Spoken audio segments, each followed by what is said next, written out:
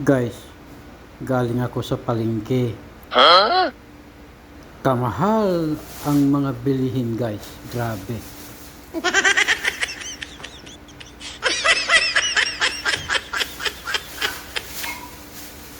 Parang ayaw ko nang bumili guys. Sa mahal ng bilihin. Huwag mong subukan. Masisira ang buhay mo. Kung hindi naman ako bibili guys, anong kakainin ko? Di ba? Hoy! Mga bunganga nyo! Tahiin nyo! Kaya bumili na lang ako kaysa wala akong kakainin. What? Bro, what are you talking about, man? Ang binili ko lang naman guys, butane gas. Yan. Talong. Sibuyas. Yan. Tapos biskwit. Yan. Tapos ito, itlog guys, kamahal.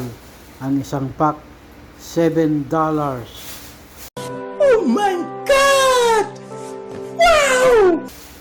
No choice ako guys na bibilhin ng itlog kasi kailangan ko eh.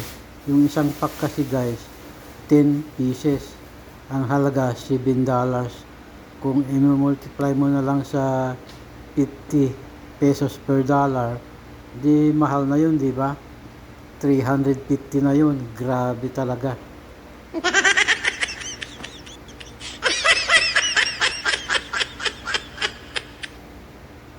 Kasi guys, pag ikay namalingki at magko-convert ka sa piso, talagang mapapamahal ka. Huwag kang mag-convert para hindi ka mamahalan. Ganun yun. Kaya ano lang, basta bili ka lang ng bili para naman sa yan eh. Para sa pagkain mo, bakit ka magtitipid, di ba? Kung ano yung gusto mong bilhin mo. Para na rin sa iyo yun. Huwag kang magtipid sa sarili mo.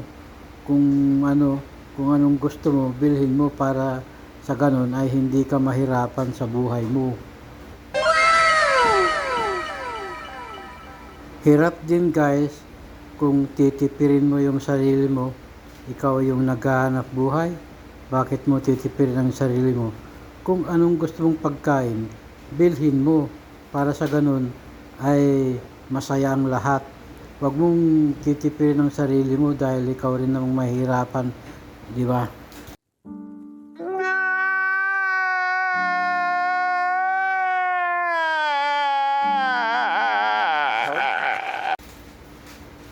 Pag may time ka guys, i-treat mo rin ang sarili mo. Kumain ka sa restaurant, ganyan.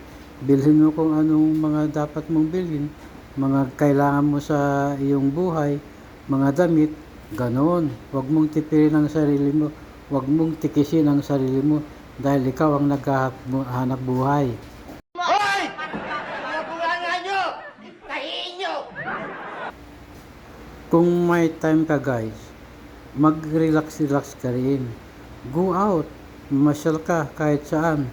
Basta huwag kang magmukmuk sa iyong barracks dahil mahirap ang nag-iisa at wala kang kasama.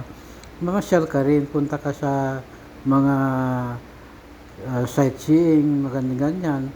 Punta ka sa mga store, mga kahit saan, maglakad-lakad ka, maglibang-libang ka, para sa ganun ay hindi ka malungkot sa iyong buhay dahil lalo na pag wala kang jowa. Naku, mahirap kayang walang jowa, malungkot ang gabi. Pero kung may jowa ka naman, mahirap din dahil magastos ang maintenance ng jowa.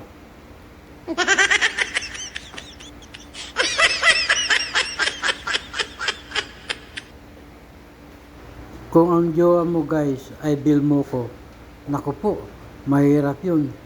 Bili dito, bili doon, mahirapan ka nun. Malang maintenance guys ng may jowa, kaya be careful na lang, ganun yun. Kaya mahirap din ang may jowa, talagang magastos, mahirapan ka.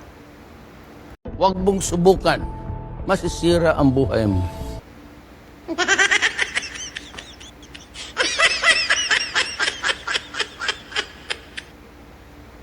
Ingatan mo yung sarili be happy always. God bless.